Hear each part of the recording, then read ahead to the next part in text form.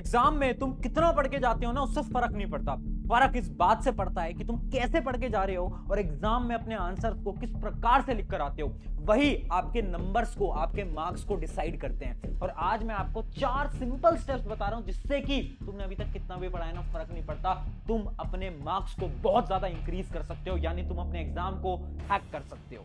तो hi everyone, मेरा नाम है Prashant, mentor of thousands of students. मुझे पता है यार, 10th वालों के प्री बोर्ड चल रहे होंगे, 9th वालों के भी एग्जाम बहुत पास आ गए हैं, और अब ये मन में डाउट आ रहा है ना कि कैसे हो पाएगा, क्या स्ट्रेटेजी लगाऊं, क्या दिमाग लगाऊं, 10th वालों की डेट शीट आ गई है, कुछ समझ नहीं आ रहा है। तो भैया कुछ तरीका बता दो, कुछ हैक बता दो। देखो यार, आज मैं चीटिंग के तरीके बताने नहीं आया हूं, आज मैं सिंपल 4 स्टेप बताने वाला हूं। 4 स्टेप के अंदर ना तुम्हें चीजें समझ आ जाएंगी। एक तुम्हें रोड मैप मिल जाएगा, बट रोड मैप को फॉलो करने की जिम्मेदारी तुम्हारी है। अगर तुम यार इस वीडियो को भी बाकी वीडियो की तरह देख के रोड मैप को फॉलो नहीं कर पाओगे ना, तो नहीं हो पाएगा, क्योंकि समय कम है। रोड मैप बनाओ, लिखो, फॉलो करो। अब 4 स्टेप सुन लो। ये कुछ मिस्टेक है जो कि तुम आगे के समय पर करने वाले हो, बट आज सुन के जाना ताकि तुम ना करो। पहला स्टेप क्या है? पहला स्टेप है how many time you study is greater than how many chapter you study. और ये बहुत बड़ी भूल है। 9th की बात करें, 10th की बात करें, 10th का भी प्री बोर्ड चल रहे हैं, तो बच्चे क्या सोच रहे हैं ना कि भैया हम ना ज्यादा चैप्टर कर लेते हैं, ये भी कर लेते हैं, वो भी कर लेते हैं, ये भी कर लेते हैं। मैं क्या बोल रहा हूं, एग्जाम में ना तुम 10 किताबें पढ़ो, 50 किताबें पढ़ो, फर्क नहीं पड़ता। एग्जाम में फर्क इस बात से पड़ता है कि तुमने वो जो एक किताब पढ़ी है ना, उसको कितनी बार पढ़ा है। क्या तुमने उस किताब को बार बार रिवाइज करा है? कि तुमने सारे कॉन्सेप्ट्स को फॉलो करा है? कि तुमने क्वेश्चन प्रैक्टिस करी है? अगर तुमने इतना करा है ना, तो काम बन जाएगा। बहुत सारे ऐसे स्टूडेंट है जो क्या सोचते हैं ना कि भैया हम ना चैप्टर ज्यादा लगा लेते हैं, और वो 10 चैप्टर पढ़ेंगे, उन 10 चैप्टर में से उनको 4 चैप्टर अच्छी तरीके से आते होंगे, 6 चैप्टर नहीं आते होंगे। अरे ऐसा मत करो। तुम्हारे पास टाइम कम है ना, तो तुम सिर्फ 5 से 6 चैप्टर करके जाओ, कोई दिक्कत नहीं है, बट उसको इतने अच्छे तरीके से करके जाओ कि क्या हो जाए, तुम्हारे उनके अंदर नंबर नहीं कटने चाहिए। ये अपना पहला स्टेप है, और ये सबसे बड़ी भूल है जो कि बच्चे करते हैं। अब ये समझ आ गया कि ठीक है भैया, हमें चैप्टर को ढंग से करना है, ये फॉलो करना है, हम समझ गए। बट भैया वो बताओ कि कैसे हम हमारे मार्क्स को इंक्रीज कर सकते हैं, क्योंकि वो बहुत इंपॉर्टेंट है। तो देखो, इंक्रीज करने के लिए ना मार्क्स, एक बहुत सिंपल चीज है जो कि है क्या? Answer writing hack. Answer writing बहुत ज्यादा इंपॉर्टेंट है। अब देखो, आंसर राइटिंग के लिए ना बड़ा सिंपल सा स्टेप बताता हूं। देखो, पहली चीज क्या है कि हम ये समझते हैं टीचर आपकी कॉपीज को कैसे चेक करते हैं। अगर आपको इसके ऊपर एक पूरी डिटेल वीडियो चाहिए ना कि बोर्ड के अंदर कॉपीज कैसे चेक होती हैं, तो मुझे बताना, मैं डिटेल वीडियो बना दूंगा। बट अभी मैं आपको बताता हूं। पहली चीज है, हमेशा याद रखना, पार्शियल मार्किंग मिलते हैं। यानी अगर आप स्टेप भी लिखते हो, उसके नंबर मिलते हैं। आज तक मुझे नहीं पता तुम्हें स्कूल के अंदर नंबर दे रहे थे, टीचर नहीं दे रहे थे, बट बहुत सारे स्कूल्स के अंदर और बोर्ड एग्जाम के अंदर तो नंबर मिलने तय हैं पार्शियल मार्किंग के। और ये मैं नहीं बोल रहा हूं, ये कौन बोल रहा है? ये आपकी आंसर की है। जितने भी आपके टीचर होते हैं ना बोर्ड एग्जाम की, जो कॉपीज को चेक करते हैं, इवन स्कूल्स के अंदर भी आजकल एक ऐसी आंसर की दी जाती है, और उस आंसर की में साफ साफ लिखा होता है, अगर एक बच्चे ने इस क्वेश्चन का आंसर यहां तक सही करा है तो उसको 0.5 मार्क्स दे दो, अगर उसने अगला भी सही करा है तो आगे के 0.5 मार्क्स दे दो। ऐसे सारा का सारा एक फ्लो बताया जाता है टीचर को। तो अगर आप 1-2 पॉइंट भी सही लिख के आते हो ना एग्जाम के अंदर, तो आपको नंबर मिलना तय है। इसलिए मैं बोलता हूं, हमेशा याद रखना, पेपर को खाली मत छोड़ा करो। ये बहुत बड़ी भूल है। बच्चों को लगता है कि भैया तो क्वेश्चन आते ही नहीं, इसको खाली छोड़ देते हैं। नहीं, अगर 2 पॉइंट भी लिख दोगे, 1 पॉइंट भी लिख दोगे, मैथ का आधा क्वेश्चन भी सॉल्व कर दोगे, तो भी नंबर मिल जाएंगे।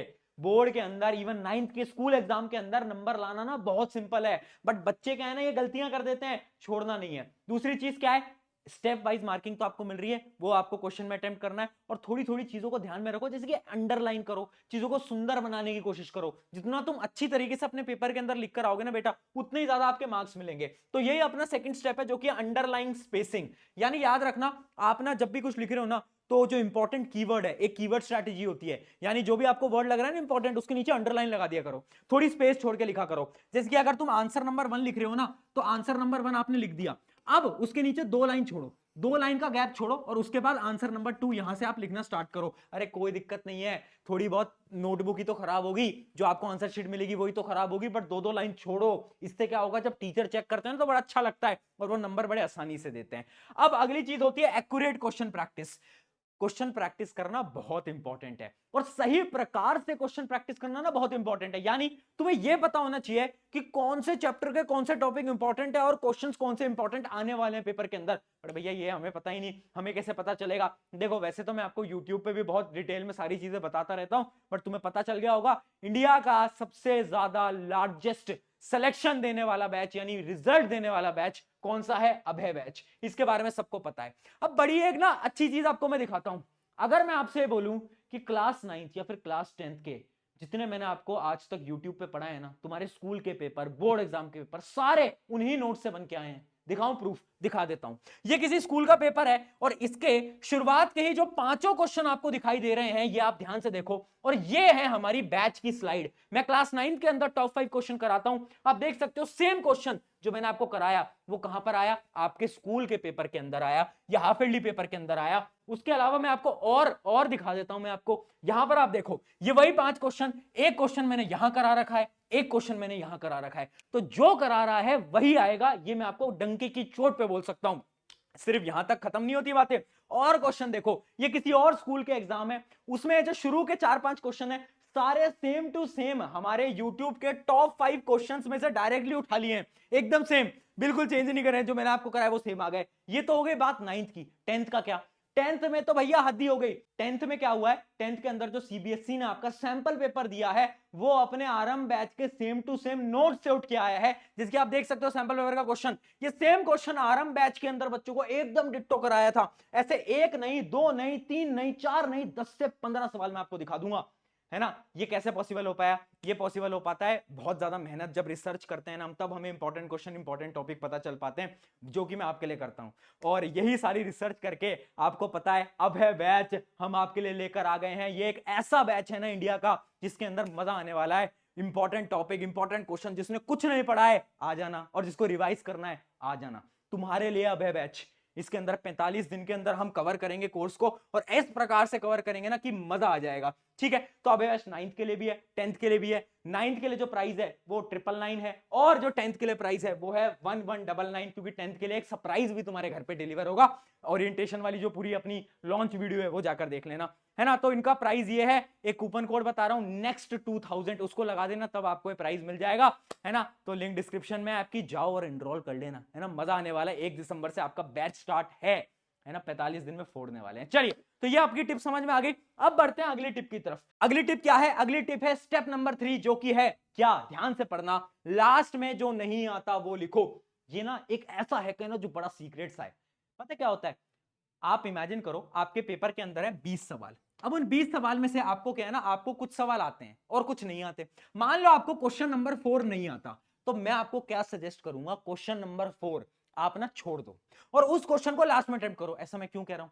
क्योंकि अगर आप शुरू के जो 2-3 पन्ने होते हैं ना उसके अंदर साफ साफ लिखोगे, सारे क्वेश्चन सही करोगे, तो जब एज अ टीचर अगर मैं आपकी कॉपी चेक कर रहा हूं तो मैं देखूंगा ठीक है ये भी आता है, ये भी आता है, ये भी आता है, ये भी आता है, पन्ना पलटा है, ये भी आता है, ये भी आता है, मैं इंप्रेस हो जाऊंगा। मुझे लगेगा यार ये स्टूडेंट तो बड़ा इंटेलिजेंट है, इसको तो सब आता है। तो फिर मैं तुम्हारी कॉपी बड़ी आसानी से चेक करता चलूंगा, तुम्हें नंबर देता चलूंगा। अब लास्ट में जब तुम्हारे कुछ ऐसे क्वेश्चन होंगे जो तुम्हें नहीं आते, उसमें तुमने थोड़ी गलती भी करी होगी ना, तो भी मैं बोलूंगा कि यार कोई बात नहीं, थोड़ी गलती करी बट इस पढ़ के तो आया है ना, इसको आता तो है, तो इसमें भी थोड़े नंबर दे देते हैं, और नंबर देके मैं आगे बढ़ जाऊंगा।